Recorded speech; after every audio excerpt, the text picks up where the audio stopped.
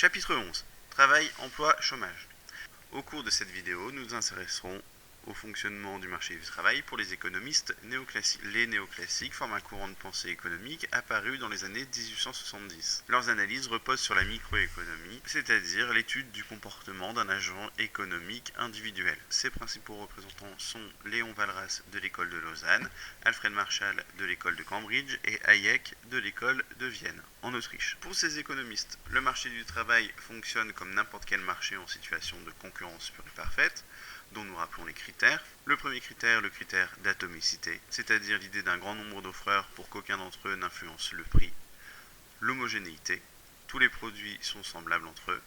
La transparence de l'information, la libre entrée et sortie du marché et la mobilité géographique des facteurs. Les facteurs de production sont parfaitement mobiles géographiquement. Dans l'analyse néoclassique, les agents économiques sont rationnels, ils effectuent un arbitrage avantage-coût pour chacune de leurs actions. L'offre de travail provient des ménages et la demande provient des entreprises. Intéressons-nous au comportement de l'offre. Les ménages sont des agents économiques rationnels, vont réaliser un arbitrage entre le travail et le loisir. Ils se posent les questions suivantes. Que va me rapporter une heure de travail supplémentaire et que va me coûter une heure de travail supplémentaire? Cet arbitrage va dépendre du salaire réel, c'est-à-dire le pouvoir d'achat du salaire. Les ménages feront cet arbitrage en fonction du taux de salaire réel, c'est-à-dire le pouvoir d'achat d'une heure de travail. Ce dernier va dépendre d'un choix.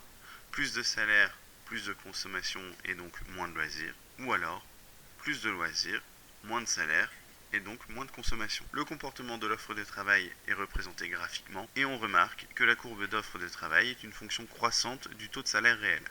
Autrement dit, plus le salaire réel est élevé, plus les ménages offrent du travail. Intéressons-nous maintenant au comportement de la demande de travail. Cette demande émane des entreprises, qui sont aussi des agents économiques rationnels. Cet arbitrage se fera en fonction de la productivité marginale du travail et du coût marginal du travail. Concernant la productivité marginale du travail, les entreprises vont se demander que va me rapporter une heure de travail supplémentaire.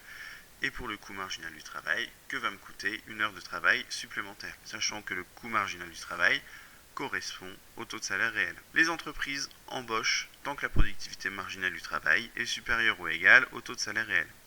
Autrement dit, elles embauchent si l'emploi supplémentaire leur permet un gain supérieur au coût. Graphiquement, on remarque que la demande est une fonction décroissante du salaire réel. Plus le coût est élevé, moins les entreprises embauchent. Intéressons-nous maintenant à la détermination du niveau d'emploi pour les néoclassiques. Au niveau d'intersection des deux courbes, le marché atteint son point d'équilibre. Il atteint le taux de salaire réel d'équilibre ou salaire optimal et la quantité d'équilibre ou quantité optimale. Comment les néoclassiques peuvent-ils expliquer le chômage? Le chômage peut d'abord être temporaire. En cas de mauvaise conjoncture économique, la demande de travail diminue et le taux de salaire, ici S1, est au-dessus du nouveau point d'équilibre. O1 est supérieur à D1, il y a une situation de rationnement sur ce marché, c'est-à-dire un déséquilibre entre l'offre et la demande.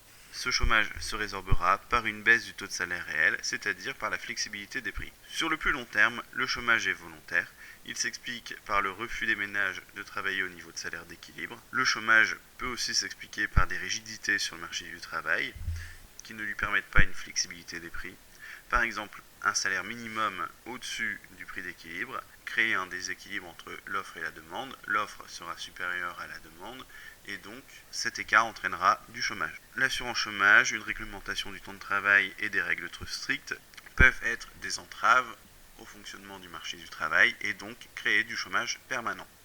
Voilà pour cette vidéo.